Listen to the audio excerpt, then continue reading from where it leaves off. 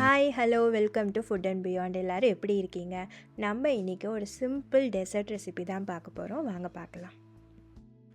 இதுக்கு ஃபஸ்ட்டு ஒரு பவுலில் ஒரு 1 கப் மக்கானா எடுத்துக்கோங்க.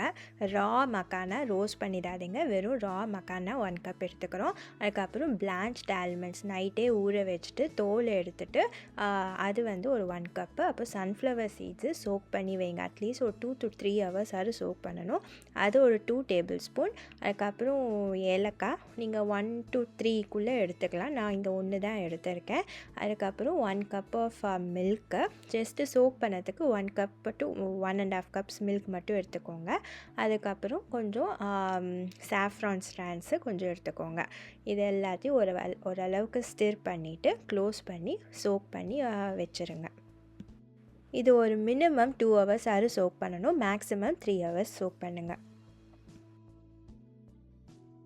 இப்போ சோக் பண்ணி 2 hours கிட்ட ஆயிடுச்சு. இப்போ பார்த்தீங்கன்னா இந்த மில்கோட கலர் கொஞ்சம் எல்லோயிஷாக வந்து சேஞ்ச் ஆகிருக்கும். ஏன்னா இந்த சாஃப்ரான் இருக்கனால கொஞ்சம் சேஞ்ச் ஆகிருக்கும். இப்போ இந்த இதை எல்லாத்தையும் எடுத்து ஒரு மிக்ஸி ஜாரில் ட்ரான்ஸ்ஃபர் பண்ணி இதை நம்ம ஒரு ஃபைன் பேஸ்ட்டாக ஒரு பியூரி மாதிரி ஆக்க போகிறோம்.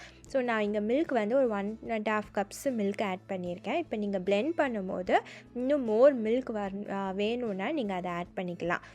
மேக்ஸிமம் நான் இங்கே வந்து 3 கப்ஸ் ஆஃப் மில்க் தான் யூஸ் பண்ணியிருக்கேன். உங்களுக்கு அந்த கன்சிஸ்டன்சி நல்லா அந்த கஸ்டர்ட் கன்சிஸ்டன்சி வர அளவுக்கு நீங்கள் மில்க் யூஸ் பண்ணிக்கோங்க.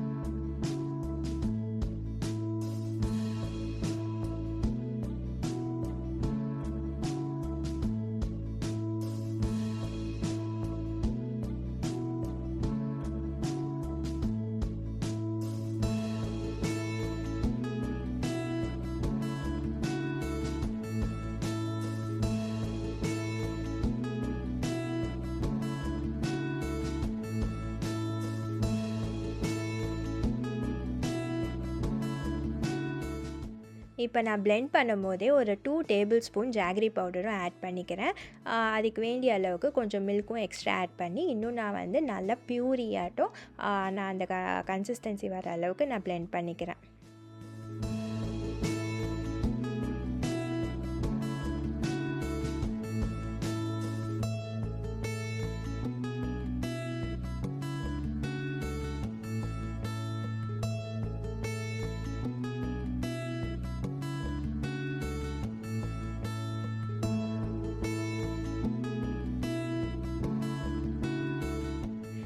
நான் கிரைண்ட் பண்ண அந்த பியூரியை வந்து நான் ஒரு பவுலில் ட்ரான்ஸ்ஃபர் பண்ணிக்கிறேன். நீங்கள் பார்த்தீங்கன்னா இந்த கன்சிஸ்டன்சி எப்படி இருக்குன்னு பாருங்கள். கொஞ்சம் நல்லா திக்காகவே இருக்குது, பட் அதே சமயம் வாட்ரியாகவும் இல்லை.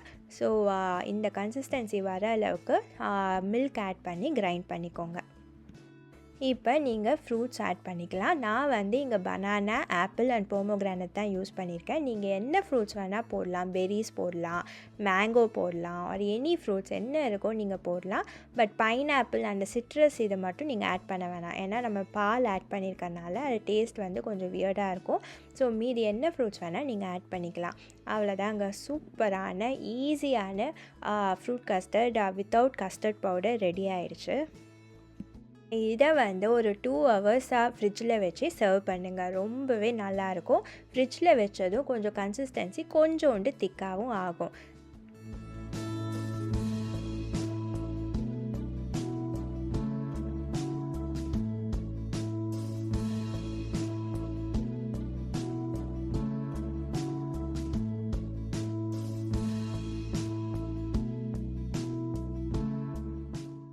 நீங்களும் இந்த ரெசிபியை வீட்டில் ட்ரை பண்ணுங்கள். பண்ணிவிட்டு எப்படி இருக்குன்னு கமெண்ட் செக்ஷனில் சொல்லுங்கள். ஃப்ரெண்ட்ஸுக்கும் ஷேர் பண்ணுங்கள். இந்த சேனலுக்கு சப்ஸ்கிரைப் பண்ண கன்சிடர் பண்ணுங்கள். நெக்ஸ்ட் வீக் நம்ம இன்னொரு இன்ட்ரெஸ்டிங்கான வீடியோவில் பார்க்கலாங்களா?